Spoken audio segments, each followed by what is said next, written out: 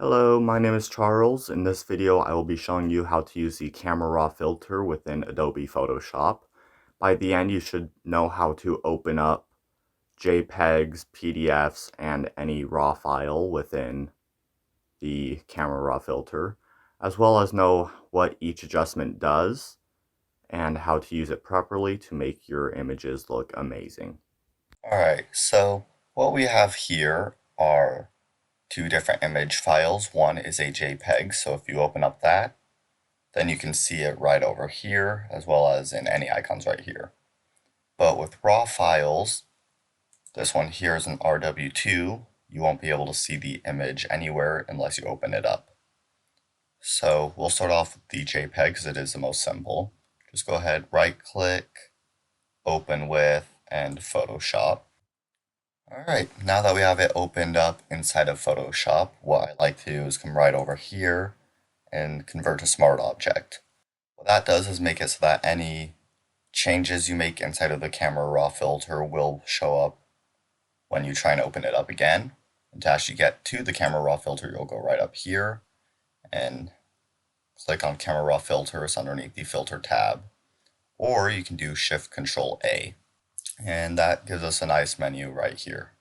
So it'll show us our name right up here, as well as all of the controls over on this side. So we'll start off in basic. With white balance, you can adjust the temperature and tint, so we can bring that up just a little bit for temperature, give it somewhat of a warmer color. If we bring it down, that gives it a colder color or more blue looking. So just give it a little bit of a temperature change. We'll leave tint how it is. We can go underneath exposure and change that up to make it brighter or down to make it darker. So we'll go up just about 0.30. And then we can change our contrast. If we bring it down, it makes the image look dull.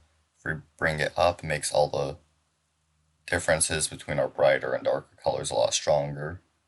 So we'll bring that up just a little bit.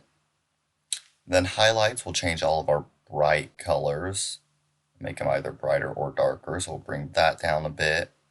And shadows does the same thing but with all our dark colors, so we'll bring that up, probably just about there. Then whites will change all of our pure white color, so we can bring it down or make it look a lot brighter. I'm just going to bring that up just a smidge, and then bring our blacks down. And then we have our texture, clarity, and dehaze. So those will somewhat change the sharpness of the image or make it look blurry and just not look the best. So we'll bring that up just a little bit. Same with our clarity. And for our dehaze, if we bring that up, it sharpens up the image quite a bit. If we bring it down, then it makes it look super foggy. So we'll bring that up probably around to 20. And then with vibrance, that will change the purity of our colors. So if we bring it up, that makes all our colors look stronger. Bring it down, you can still see them, but not as good. Bring that up just a little bit. And if we zoom in near his face, if we change saturation, you can see that that will change the color of his skin tone, as well as making all of these other colors stronger. Or if we bring it down, it makes it go to a grayscale. So I'll bring that up just a bit, but not too much. And then we have our curves, which are a little bit complicated, but for now, I'll just go with a natural S curve that changes all of our shadows, our darks, our lights, and our highlights. And then we can go into detail. That will give us our noise reduction and sharpening. So bring those there up just a smidge. Doesn't need much in here. And then color noise reduction, that would be for if you took an image and you're adjusting it and you get a purple hue caused by light entering the camera lens at a weird angle. And then our color mixer, this will be like our hue and saturation adjustment layers, but it gives us more options. So if you wanted, you could make all of our oranges look more red or more yellow. I think I kind of like how the yellow looks, but I'll keep a little bit of the orange in there. And then we can go into our color grading. This will be if you're trying to match some colors to a background. So if we change our highlights, that makes it green or yellow or red, just depending on where you put it at. And then you can change the shadows and highlights. What I'm going to do is just turn all these off, make them go back to how they normally are. And then we have optics, which we have a defringe. That will also be for if you get that purple color caused by lights entering. And we can also change our vignette to make it dark or bright here, but I'll leave that at 0 and we can adjust that later on. So underneath geometry, I'm just going to leave all that stuff how it is. Then our effects, we can adjust the amount of grain shown in the image, making it look more pixelated.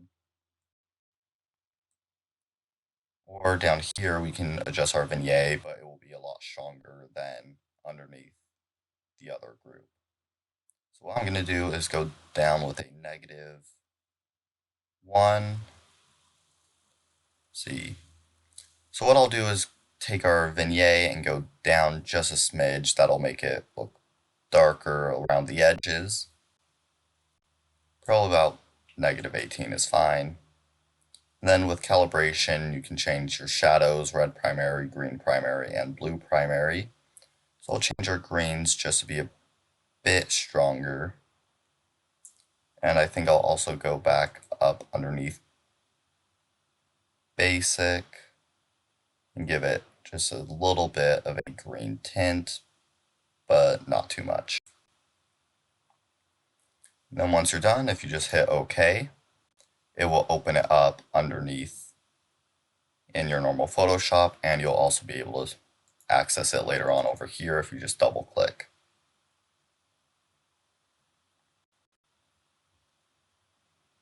Also, you'll have this little button right down here, or toggle to default settings, but this one will change the two views so you can see the before image over here and the after one that we just changed.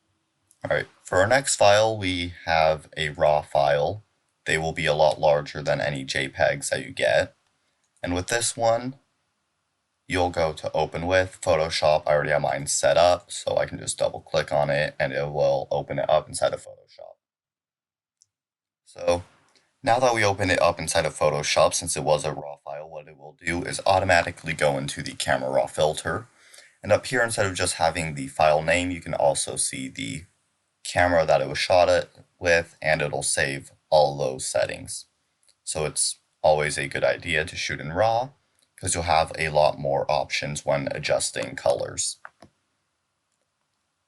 So with this image, it's already looking pretty decent, but it can look better. So I'll bring up the exposure just a smidge, bring up the contrast a little bit. As you can see, that will make all the darker colors darker. Don't need it too much. With highlights, I'll bring those all the way down, then bring the shadows up a bit, making it so you can see your face a lot better.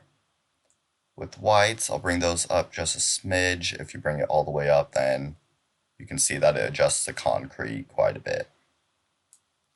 And then I'll also bring down the blacks. With this image, texture and clarity don't really need to be changed too much, but I will use the dehaze to make the image look a little bit sharper and not as blurry. Same with clarity. Then for vibrance, if you bring that up, it will change how strong the colors are, or how pure they are, so you can see that the blue is a lot stronger. I'll bring that up just a little bit. And then with saturation, again, if you bring it all the way up, it will adjust skin tones. So we're not going to mess with that too much, probably just around 3. With curves, I'll give it that slight S curve on it, and then go down to detail. Probably just take up the noise reduction a little bit. Sharpening and color noise reduction already have some changes on them because of the camera. With color mixer, I think I'll take the blues, make them look a little bit more cyan or aqua. And aquas, bring them up a bit. And for saturation, I'll take the blues and make them a bit stronger looking. Might be able to take this up just a little bit more. Doesn't need to be changed too much. Then color grading, again, we're not going to mess around with that. Underneath optics or defringe, this image is already looking great. Don't have any haze around the edges. And skipping geometry and going underneath effects, probably give it a slight white vignette and leave the grain how it is. Then underneath our calibration, I'll take our blue primaries, bring them up just a little bit because we don't want too much of a purple color. And then bring up our saturation.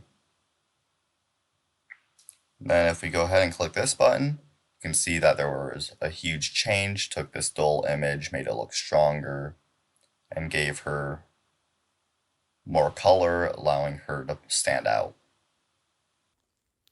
Alright guys, thank you for watching. By now you should know how to open up image files within the Adobe Camera Raw filter, and how to adjust them to make their colors burst and make your images look professional and a lot better than they did before.